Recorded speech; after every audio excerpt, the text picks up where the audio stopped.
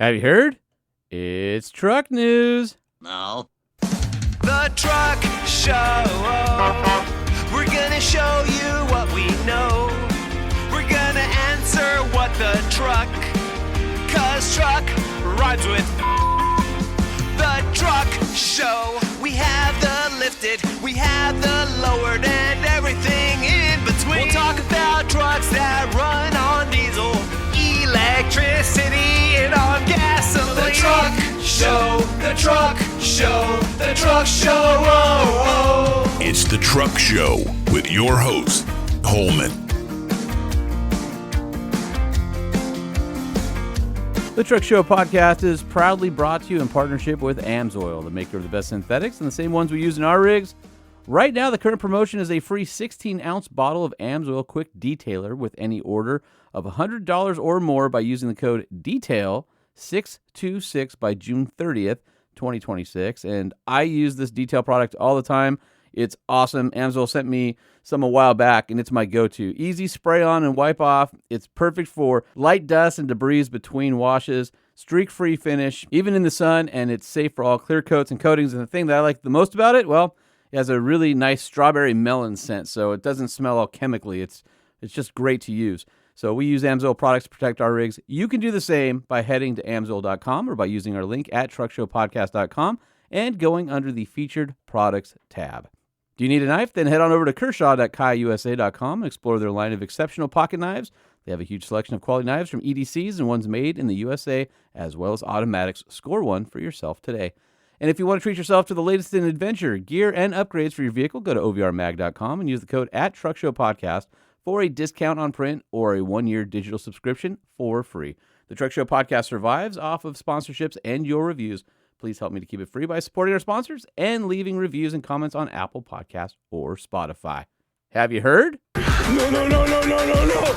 Man, we have a lot of news. It's just, I might have to do like 3 Have You Heards in a row just to hit all the news. So we'll see what the next episode is. But there's so much stuff happening right now. Kind of got a little bit quiet for a bit, and I was kind of digging for news, and now it's like there's too much. There's more than I can handle in one sitting. So first, let's start off. 27 Chevy Silverado just got announced and revealed.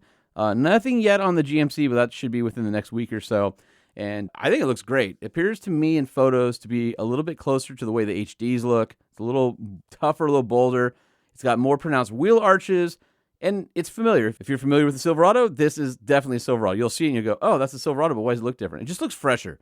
And I actually really like the new treatment on the nose. And the whole truck just appears more squared off and upright, even though it's the same cab and everything. Just the way that they sculpted the body. It has a, I don't know if you could be a little bit more modern and a little tougher at the same time. That's kind of what it looks like to me.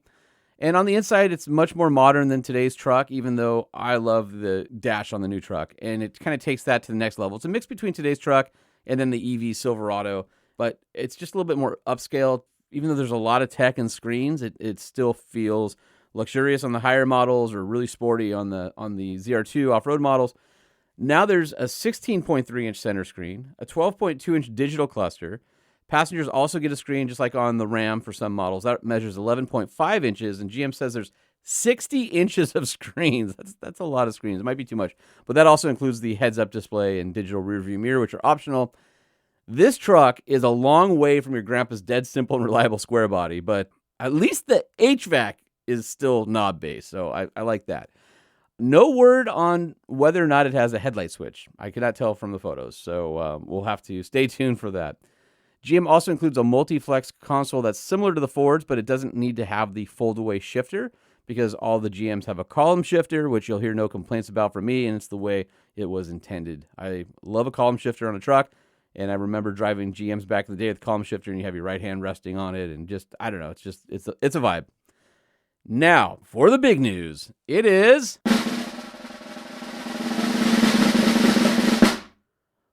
the new 6th generation V8s. I don't know if you saw this coming, but the 5.3 and the 6.2 are gone, and GM returns to some classic displacements with 2 new engines, a 350 5.7 liter and a 400 6.6 liter. So that's 2 gas V8s that will be optional. The lower trim still get the 2.7 liter Turbo 4 Turbo Max, and then all engines are now backed by the 10-speed auto. If you remember, The 4-cylinder used to be paired with the old 8-speed, which nobody was a fan of. And diesel fans rejoice because the 3-liter Duramax Straight 6 is back, and it can even be had in the base work truck trim now. No power numbers have been released, but, GM likes to make news and dole it out. So more to come, I'm sure, throughout the summer. According to Silverado Chief Engineer Mark Dickens, we pushed these engines through an extensive testing and validation process to make sure they delivered the durability, capability, and dependability Silverado customers expect, from tough towing scenarios to the daily demands our customers put on their trucks. These next generation V8s were engineered and proven to perform in the real world. And you'll be happy to know that both of the off-road packages return. The Trail Boss and ZR2. The Trail Boss has a 2-inch lift and 34s, and the ZR2 returns with Multimatic shocks, Jounce control 35s, standard e-lockers front and rear, and the AEV Silverado ZR2 Bison is also back with AEV bumpers, sliders, and skids. ZR2s also get carbon fiber inserts in rad torch red accents, including on the seatbelt, where the seatbelt's the normal black or charcoal color in the middle, but the edges are this torch red, and the torch red goes through the seats. I think it looks awesome. The 7 trims include, in this order, Work Truck, Custom, Custom Trail Boss, Trail Boss Silverado, Silverado, ZR2, and High Country. So there's no more LT. It's just now Silverado. So that might be a bit confusing to some, but I guess GM probably figured, hey, if you're going to go in the dealership and ask for the Silverado, the LT was probably the volume trim before. So the new 27 Silverado will be available later this year, and more to come on pricing, power, fuel economy, and all the good stuff. But all hail the 350 and 400s. All right, moving to our next bit of news, Jim Farley and Right to Repair. So you might have heard that President Trump had a meeting with auto executives recently to discuss something that SEMA has been pushing hard and advocating for, and that's the right to repair. So that's basically the ability for consumers to fix their own vehicles or take their vehicles to non-dealer or non-brand mechanics.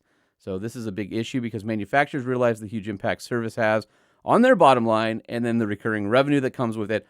Also, the tools and all, that whole ecosystem. So if they can block out the aftermarket, they keep it all to themselves. But to the enthusiast, this feels like a monopoly. So The Drive had a great article taking a look at this, and here's from their article.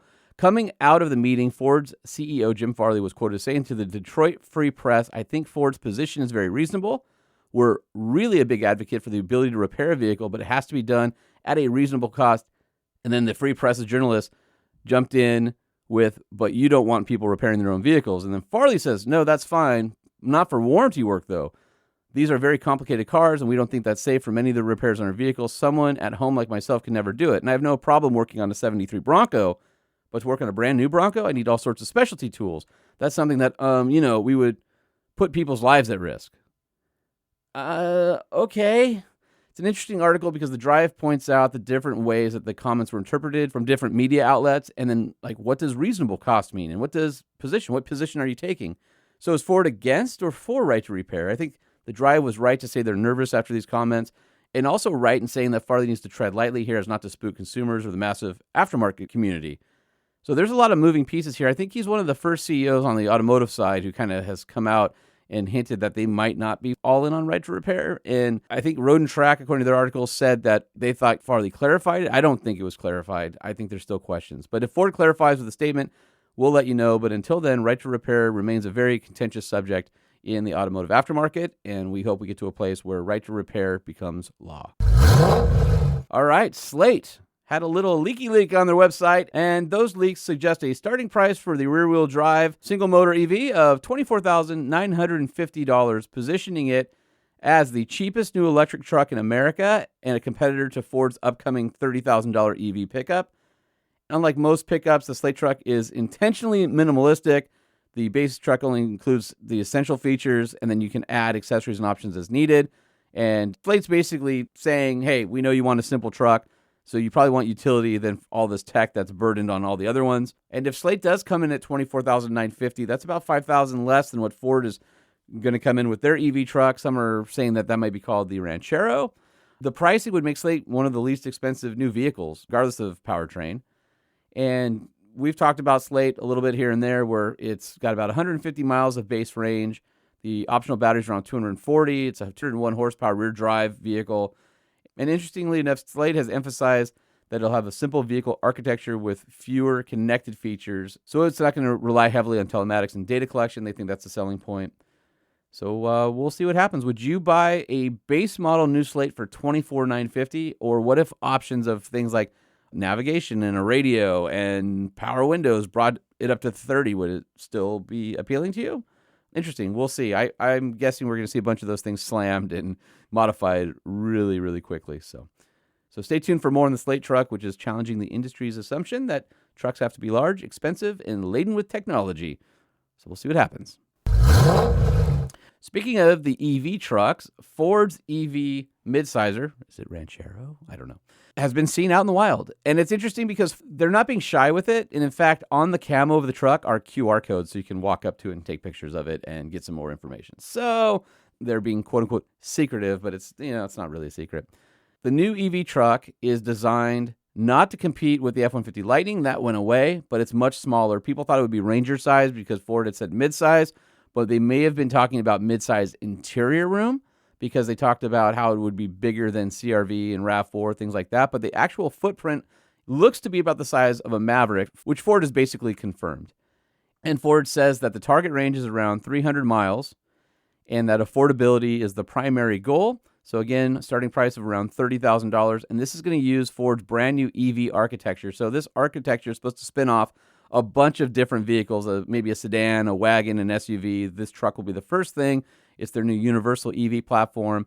And the platform has simplified manufacturing with large castings, reduced number of parts, and then lower production costs because of all that. And Ford sees this architecture as the foundation for this future family of affordable EVs. So it sounds like EVs are moving in the opposite direction from being these expensive vehicles for those who have the money to something that could be bought by an average consumer. Ford is building anticipation through their secret prototype campaigns. And the camoed prototypes have QR codes on them. It goes to a website called You Spotted a Unicorn. So Ford's using the campaign to showcase the truck and the new manufacturing technologies ahead of a reveal that'll happen later this year. The potential implications for the industry is lower purchase price could just be a great entry-level vehicle for somebody, regardless of EV or not. It's better for urban or suburban areas where you would have chargers.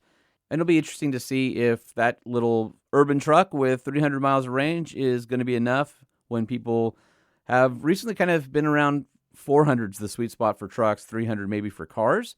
I don't know. And then off-road recreation market, I don't see it doing much in that area except for maybe being like something for your surfboards or a place where you can get rock climbing or things like that where you have a road to it. It's not going to be like an off-roader or an overlander. Anyway, another interesting story to keep our eye on. All right, a couple Jeep stories, but the first one's my favorite. And the World Cup is going on right now, and they've got a new campaign called All In on America. And basically, they are targeting Americans who share the name George Washington with our first president, and they're tying it into soccer. And if Team USA captures the championship, which, by the way, as of this recording, they're doing pretty well, 2-0, the automaker says the first 100 eligible Americans legally named George Washington who successfully registered for the promotion could receive a 26 Jeep Wrangler. I think that's pretty cool. So what do you have to do? It's really, really straightforward. Be a legal resident of the U.S. or D.C., be at least 18 years old, have legal first name of George, the last name of Washington, successfully register through the website, and be among the first 100 verified registrants. If Team USA wins the tournament, those get a new 26 Jeep Wrangler. And you can go to a website, WranglerForWashingtons.com. Registration began on June 10th, and it'll close on 3 p.m. Eastern time on July 19th, so you still have some time to get there. So if you are named George Washington and listen to the Truck Show podcast, you could win a Wrangler if Team USA wins the World Cup. So a lot of ifs there, but still a fun promotion. All right, and then the other news from Jeep.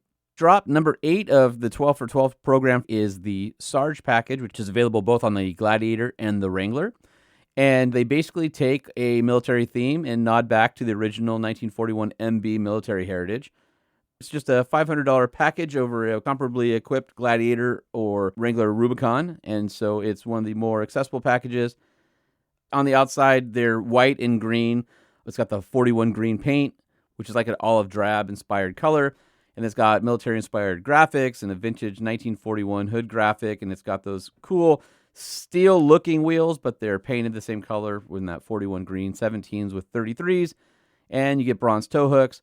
The real story is the interior of these guys, which have this amazing, really nicely done interior. It's the black interior, But on top of the dash surround is a khaki color. And then the door panels and the console where your armrest has that. And then the seats are like an olive drab cloth, which it looks really tasteful. If you think about it, it's kind of like the that Bronco Filson that we were just talking about the other day, except this is more toward the military theme. But Jeep could take this same interior and do an upscale package and would rival the Bronco. I mean, it's that nice looking on the inside. I think that's the big win. So you get the Mayan gold stitching, you get the olive drab, and you get the khaki, and it's super nice. In addition to the color palette and the vibe, Jeep also gets a bunch of little Easter eggs in there, like a special 1941 cup holder plaque, military-style star shift knob medallion, and then an HVAC graphic that features the Jeep 7-slot grille. Orders for the 2027 Jeep Gladiator Sarge and Wrangler Sarge are going to be open later this summer, and buyers who love that military theme, I think, will be pretty impressed. Like I said, I think the outside's cool. It's a little bit gimmicky with the 41 and the military star graphics. Color's cool, but man, that interior is beautiful. I really like that. All right, before we go, let's hit some quick hits. Quick hits. Quick hits.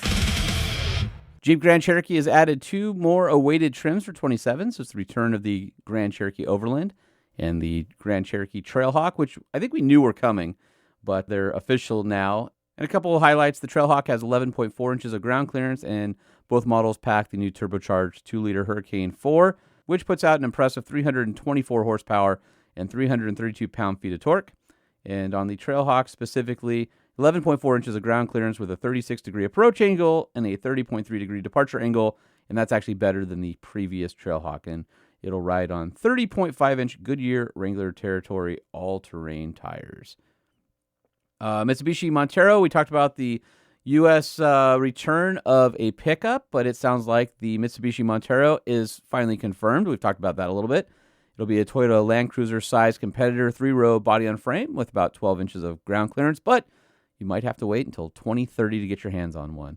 And then going with the 250 theme, the Ford Super Duty now has a new package called the Proud to Honor package, which reminds me of a modernized version of the old night trim. If you remember, the night trim was that black with the sort of pink to purple to blue or the kind of that fade graphic on it. This has a door and bed graphic that is the American flag shooting out. It just looks like a rays of light with stars on it. It's really hard to explain unless you see it, but it's cool.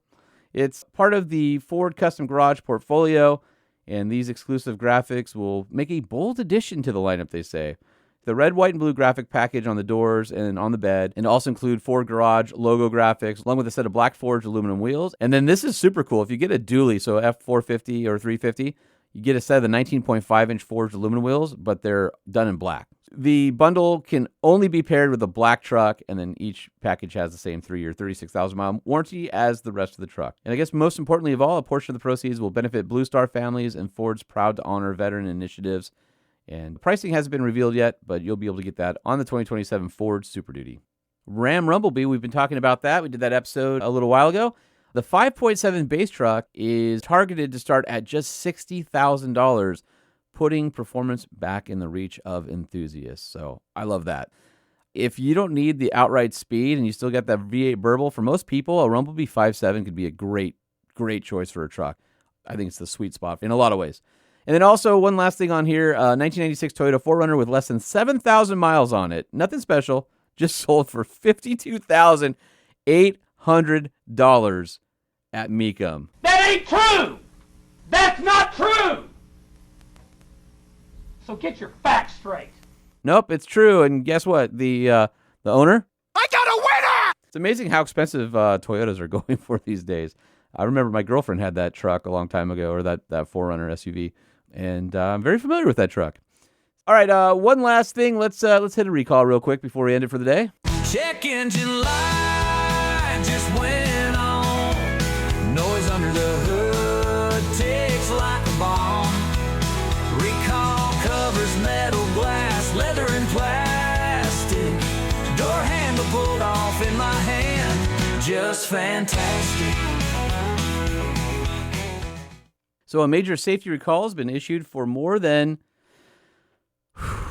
this is a big one, approximately 1,076,999 units of 21 to 25 Jeep Wrangler and Gladiators due to the electric hydraulic power steering pump wiring that could overheat, causing a fire. Oh, no.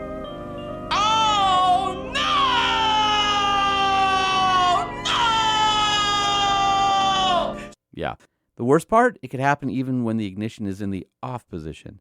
And you might be thinking, hey, Holman, don't you have one of those? Yeah, I do, but I checked it, and I think I barely missed the recall. I think my build date was just after, and it seems to be okay. Under certain conditions, Jeep is saying that there's excessive electrical resistance, and it can develop at the EHPSP connection, and then that gives elevated temperatures to the surrounding area. So if it overheats, it might ignite nearby combustible materials in the vehicle or immediate surroundings, potentially resulting in a fire. Of course, we all know what happens when fire happens. You get injuries or loss of property. Out of abundance of caution, FCA is saying owners do not park in your garage. Park away from structures or other vehicles until the remedy is obtained, which there is no remedy right now. However, according to documents with the National Highway Traffic Safety Administration, NHTSA, FCA is estimating that only 0.1% of those million have that defect, but they're doing research, and until they know for sure, they say you should park outside. Would I park mine outside? That's a personal decision that I think each owner will have to figure out, but on the Wrangler side, it's 787,887 Wranglers built between June 24th, 2020 and December 2nd, 24. That's a lot of Wranglers. 4 years? That's a lot of Wranglers. And from Gladiators, it's 289,112 Gladiators produced between August 18th, 2020 and December 2nd, 2024. And FCA identified the affected vehicles through production records. They determined the conditions limited to vehicles that were manufactured within these time periods, and vehicles built before or after are not included. So what happens next? Dealers will inspect and replace affected parts as necessary, free of charge. Owner notifications will be mailed out on July 9th, 2026. Owners can contact FCA at 1-800-853-1403, and the recall ID for this one is 21D, so that's what you'll want to give your dealer. You can also check your vehicle identification number if it's involved in the recall by going to NHTSA.gov or on the Jeep app. So, yeah, that one's a bummer. Well, I hate to end it on a sad note, but I guess that's what we're going to do for this episode. That's it. That's all I got for you. Otherwise, it's going to be another 2-hour show. So I'll do another Have You Heard? Because there's still a whole lot that we didn't get a chance to cover. So anyway, please don't forget to spend $100 or more by June 30th and get yourself the 16-ounce of the Quick Detailer from AMSOIL. It's awesome. Go to AMSOIL.com, or please, if you're going to buy something, go to TruckShowPodcast.com. Use the link under our featured product section, and that'll give credit back to the show. I love that detailer. Even if you don't spend $100 to get it for free as part of your purchase, just go buy it. It's one of the best detailers that I've used on anything. I really do love it that much. Kershaw Knives, if you're looking for a good knife, go to kershaw.kaiusa.com. And of course, OVR Magazine, OVRmag.com. You can use the code at Truck Show Podcast, and that will get you a discount on a print subscription or access to our digital library for a year for free. And don't forget, please leave us a review. All right, that's it for now. Let's do it again real soon.